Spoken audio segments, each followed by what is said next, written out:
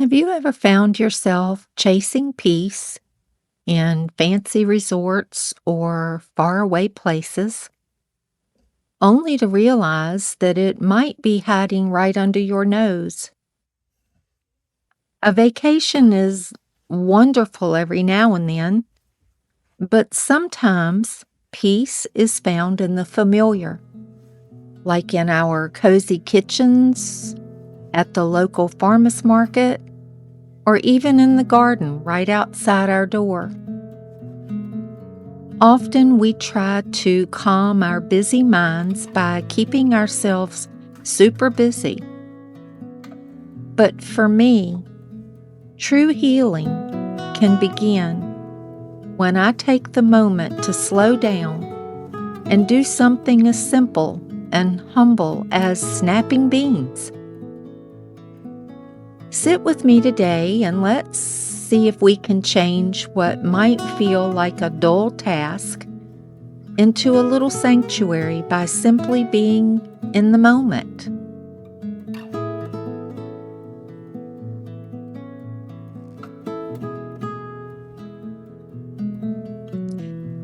Yesterday, my dear friend Susan came over for a visit, and she gifted me with the most beautiful green beans from her garden.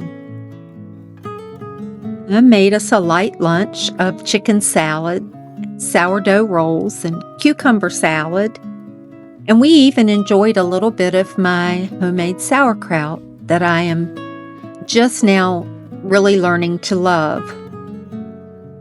After lunch, we spent a couple of hours out by the pool, actually in the pool. It was so hot, just soaking up the sun, sharing our thoughts. Susan is an old soul too. In fact, she brought out the old soul in me.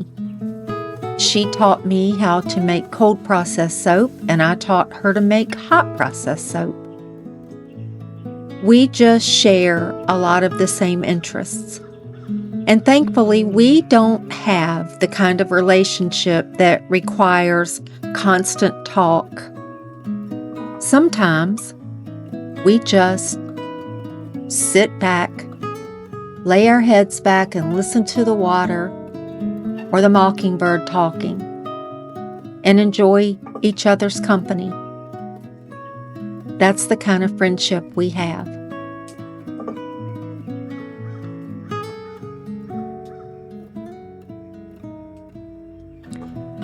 This morning, I'm getting those tender green beans ready to cook.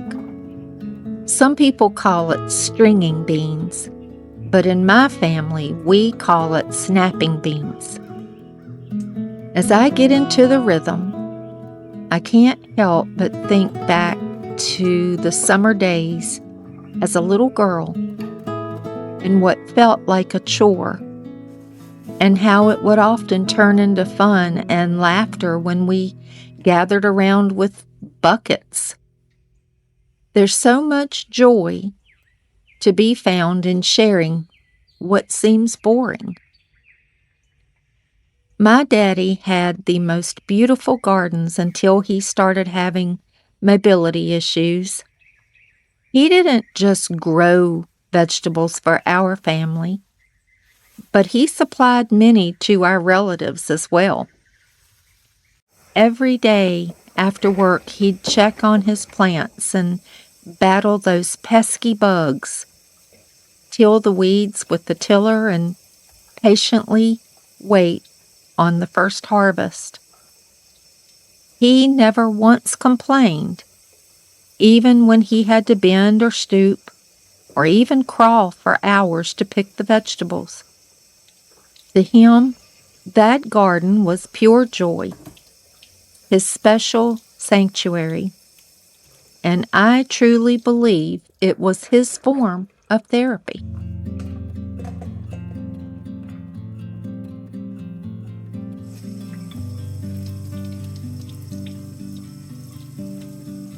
Green beans were always plentiful, which meant there was plenty of snapping to do. We'd snap them at home and then take a 5-gallon bucket or more to my nanny's house on Sundays. After lunch and cleanup, we'd go out on her patio and enjoy each other's company while we snapped beans and chatted. Occasionally, the kids would wander off to find something else to do.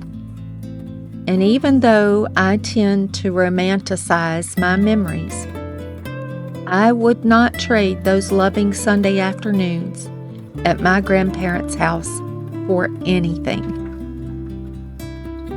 As I start cooking the beans, those beautiful memories come flooding back, and it's a huge rush of emotions. During my grief, I've been thinking so much about why my past means so much to me, especially when I miss my family so much and the memories can sometimes hurt. But I think I have finally figured it out. It was filled with comfort, familiarity, safety, and love. It wasn't always perfect, but it was so special.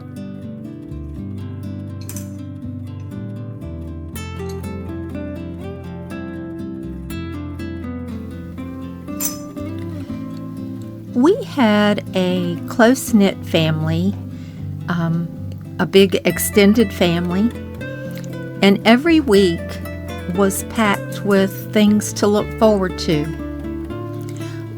Well, we went to school Monday through Friday, which I didn't really look forward to. I went because I had to. But we did look forward to Saturdays and Sundays, when we'd go to town on Saturdays and see my aunt who worked at Sears and then my other aunt who worked at J.C. Penney's. Sometimes we'd meet my grandparents for lunch. And then we always went to my grandmother's house on Sundays after church and had lunch and spent the rest of the day there, playing with cousins and just sitting around talking and enjoying each other's company. It might sound routine by today's standards or even boring, but that sense of stability means everything to me, and I cherish those memories. These days, with everyone being so busy, not many kids get the chance to experience the things like we did. They may not know what it is to garden at all. But why not change that?